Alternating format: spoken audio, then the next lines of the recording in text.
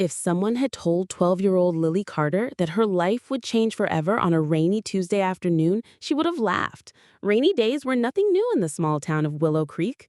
The streets always smelled of wet pavement, the clouds always seemed to hang low, and the old church bell rang every evening at 6. But on this particular Tuesday, something arrived at the Carter family home that Lily could never forget: her new stepmother. Lily was sitting by the living room window, hugging her knees and watching raindrops race each other down the glass. Her father, Richard Carter, was bustling about the house, pacing from the hallway to the kitchen. He had been nervous for days. Lily knew why. Ever since her mother died 2 years ago, her father had been lonely. Then, 6 months ago, he started talking to a woman named Victoria online. At first, Lily didn't think much of it. She wanted her father to smile again. But as the weeks went by, she noticed the phone calls at night, the little laughs from the kitchen, and the way her father would wear his best shirt when leaving the house to run errands. When he finally announced he was getting remarried, Lily had felt her stomach drop. She had never met Victoria in person, but there was something in her father's voice, an excitement that made Lily feel like she was being pushed aside. The front door creaked open, and there she was. Victoria stepped inside like she already owned the place. She was tall, slim, and wore a fitted beige coat with shiny black buttons. Her blonde hair was pulled back so tightly that not a single strand dared escape. Her blue eyes scanned the living room quickly before settling on Lily. "So," Victoria said, her voice cool but sharp, "you must be Lily." Lily forced a smile and nodded. "Hello." Victoria's eyes narrowed slightly, as if she were studying her. "Richard has told me so much about you. I do hope we can be friends." She stretched the word as if it left a sour taste in her mouth. Lily felt a chill even though the heater was on. Something about Victoria's smile didn't reach her eyes. That evening, dinner felt different. Victoria took the chair at the head of the table, the spot where Lily's mother used to sit. She didn't ask, she just sat there as if it were natural. Lily picked at her mashed potatoes while Victoria talked about how things should be in the house now that she was here. "Lily, I believe children need discipline," Victoria said, looking directly at her.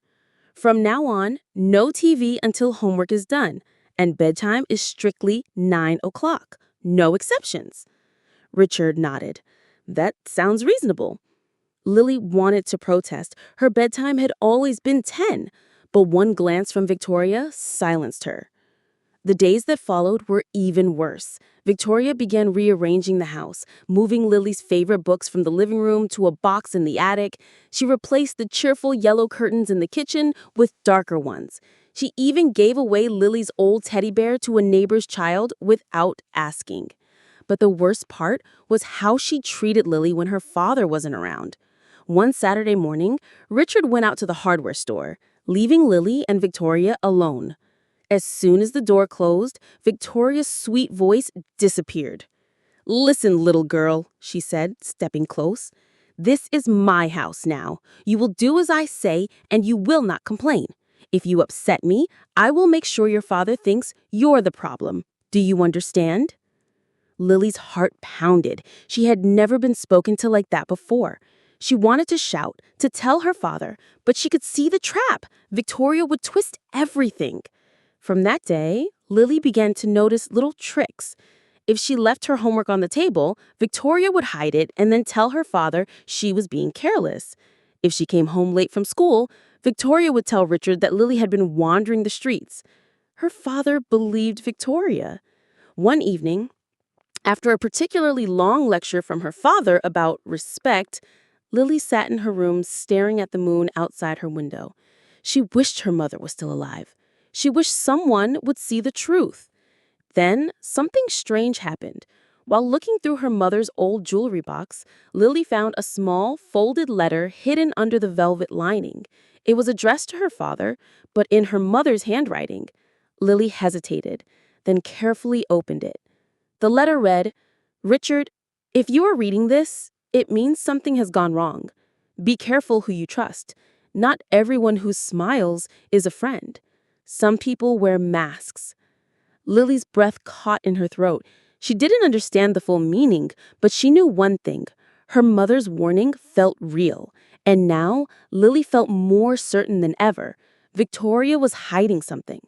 From that moment, Lily made a silent promise. She would watch, she would listen, and one day, she would uncover whatever her stepmother was trying so hard to hide.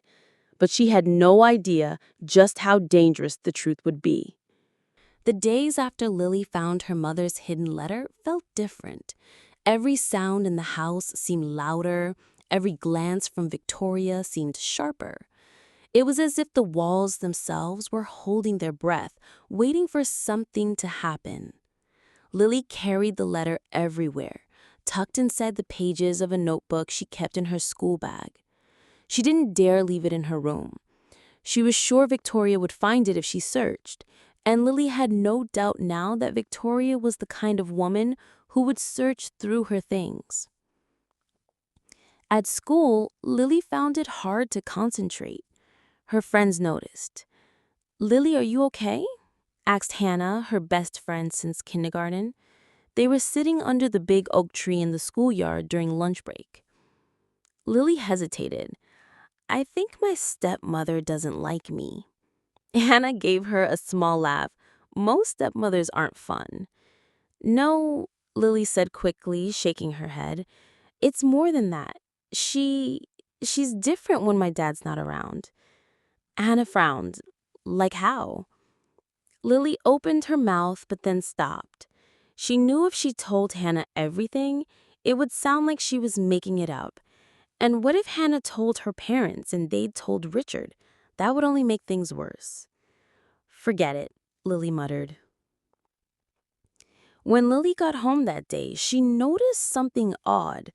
The framed picture of her mother that usually sat on the mantel was gone. "Where's Mom's picture?" she asked her father during dinner. Richard looked confused. "What picture?" "The one on the mantel. The one where she's wearing the blue dress." Victoria smiled sweetly. "Oh, that old picture. I put it away. It was gathering dust. We can't live in the past forever, Lily." Lily's fork froze in midair. Live in the past? That picture wasn't just decoration. It was a memory of her mother. But her father just nodded slowly, as if what Victoria said made perfect sense. That night, Lily crept out of her room and tiptoed to the living room. She searched through the drawers and cabinets, but couldn't find the picture. It was gone. Not just put away, gone. From then on, Victoria began erasing little pieces of Lily's mother from the house. The floral teacups her mother loved disappeared. The hand-sewn quilt from Lily's bed was replaced with a plain white blanket. Even the music her mother used to play on the old record player was replaced with soft, cold piano tunes Victoria liked. One rainy Saturday afternoon, Lily was dusting the shelves in the hallway, one of the many chores Victoria assigned her, when she heard a faint clicking sound from upstairs. It was coming from the guest room, a room Victoria had claimed as her private space. Richard wasn't home, and Lily knew Victoria usually kept the door locked. Curiosity burned in her. Quietly, she tiptoed up the stairs. The door was slightly open. Inside, Victoria was sitting at a small desk with a black leather book open in front of her. She was writing quickly, her hand moving fast, her face tense. On the desk, next to the book, was a small wooden box with a golden clasp. Lily leaned closer, trying to see what was inside, but the floor creaked under her foot. Victoria's head snapped up. "What are you doing?" she demanded. Her voice was so sharp that Lily flinched. I was just dusting," she stammered. Victoria closed the book with a loud snap and stood up, walking toward her. "Never come into this room without my permission. Do you understand?" "Yes," Lily whispered. Victoria's eyes narrowed. "And if I catch you snooping again, you'll regret it." That night, Lily couldn't stop thinking about the black leather book and the wooden box. What was Victoria hiding? Why did she look so nervous when she saw Lily? The next weekend, Lily got her chance. Richard had taken Victoria to a dinner party, and Lily was left home with a babysitter, Mrs. Thompson, an elderly neighbor who fell asleep within minutes of sitting on the couch. Lily knew it was risky, but she couldn't resist. She crept upstairs and pushed open the guest room door. The desk was there, just as she remembered. The leather book was gone, but the wooden box was still there. Her hands shook as she opened it. Inside were photographs. The first was of Victoria standing in front of a large house Lily didn't recognize. She was younger in the pictures, smiling brightly. But as she flipped through more photos, her stomach tightened. There were pictures of men Lily had never seen before, some standing close to Victoria, some with their arms around her. And in the back of the box, there was a wedding photo. But it wasn't of her father and Victoria. It was Victoria with another man. Lily's hands trembled. The man in the photo was tall, with dark hair and a sharp jawline. The date written on the back was only 3 years ago. Before she could think, she heard the sound of a car pulling into the driveway. Panic shot through her. She shoved the photos back into the box, closed it, and ran to her room just as the front door opened. That night, as she lay in bed, she kept replaying the images in her mind. Who was the man in the wedding photo? And why had Victoria married her father so soon after? The next day, Lily decided to test her stepmother. At breakfast, she asked casually, "Did you ever live somewhere else before moving here?" Victoria didn't even blink. "No," she said smoothly. It was a lie. Lily felt the truth growing like a storm inside her. Whatever her stepmother was hiding, it was bigger than just being mean. One afternoon, while walking home from school, Lily stopped at the small library in town. She went straight to the computer section. If Victoria was lying about her past, maybe there was a way to find out. She typed Victoria Carter into the search bar, but nothing useful came up. Then she tried Victoria Miller, a name she had seen on the back of one of the photographs. Her breath caught when an old newspaper article appeared. The headline read, "Local woman marries businessman Thomas Miller." There was a picture of Victoria in a wedding dress, smiling widely. But below the article, there was another headline from a year later. "Businessman found dead. Wife not a suspect, says police." Lily stared at the screen. Her heart pounded in her ears. Victoria's husband had died, and now she was married to Lily's father. The librarian walked by, and Lily quickly closed the browser. Her hands were cold. When she got home, Victoria was in the kitchen stirring a pot of soup. She looked up and smiled, but now Lily saw that smile for what it was, a mask. That night, Lily wrote everything she had discovered in her notebook. She didn't know what she could do yet, but she knew one thing. She had to protect her father. But Victoria seemed to sense something had changed. Over the next few days, she became more watchful, more controlling. She asked Lily where she went after school, who she talked to, what she did. Then, one evening, as Lily was finishing her homework, Victoria stepped into her room. She stood in the doorway, her silhouette dark against the hallway light. "You know, Lily, it's dangerous to stick your nose where it doesn't belong." Lily swallowed hard. "I don't know what you mean." Victoria's lips curved into a cold smile. "Oh, I think you do." And with that, she turned and walked away, leaving Lily frozen in her chair, her heart thudding like a drum. Lily knew then that the game had begun, and if she wasn't careful, She might lose more than just her home. She might lose everything. Lily barely slept that night. Every time she closed her eyes, she saw Victoria's cold smile and heard her warning. It's dangerous to stick your nose where it doesn't belong. By morning, Lily had made up her mind. She needed proof, something her father couldn't ignore. Words alone wouldn't be enough. She had to show him the photographs, the wedding picture, and the newspaper article. But Victoria was smart. She never left the wooden box out anymore. Lily guessed she had hidden it somewhere else.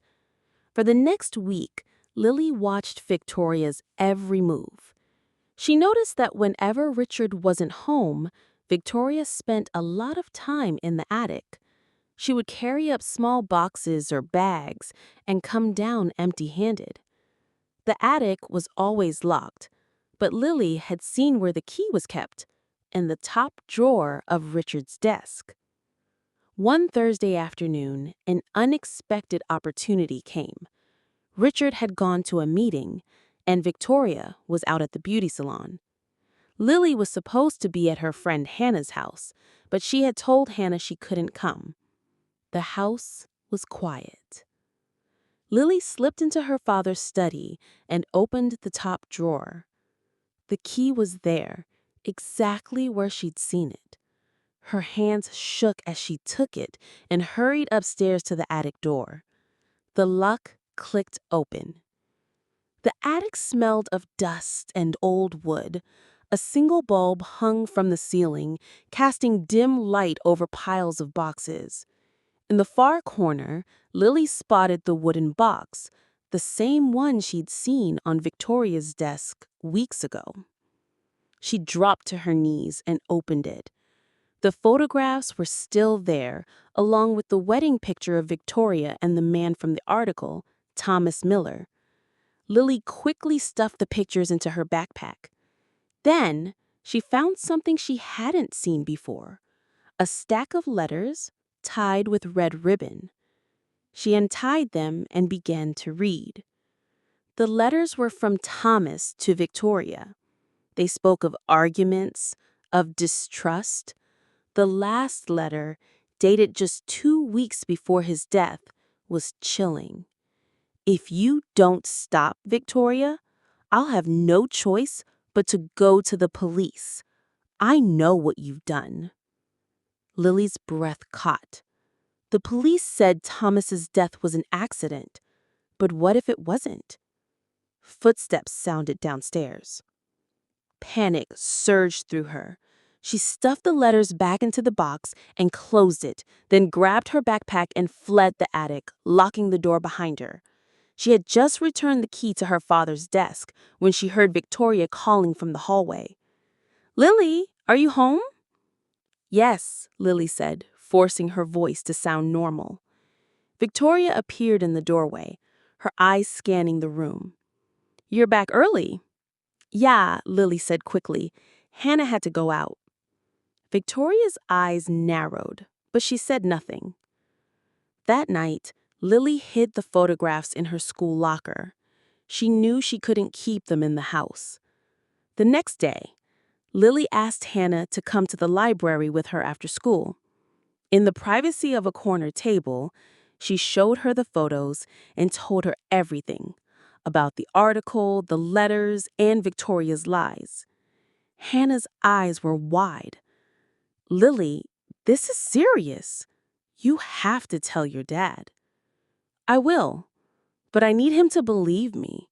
If I just tell him, Victoria will twist everything. I need him to see it for himself." Together, they came up with a plan. That weekend, Richard was scheduled to go on a short business trip. Victoria would be home alone with Lily. Hannah would accidentally drop by, bringing her older brother, Matt, who was in college and knew how to handle difficult situations. They would find a way to get Richard home early and catch Victoria in a lie, or something worse. The plan began on Saturday afternoon. Hannah arrived with Matt, who pretended he was just there to give her a ride. They chatted politely with Victoria, who seemed annoyed by their presence. After a while, Matt offered to help Victoria carry some groceries from the car. While she was distracted, Lily slipped away to call her father.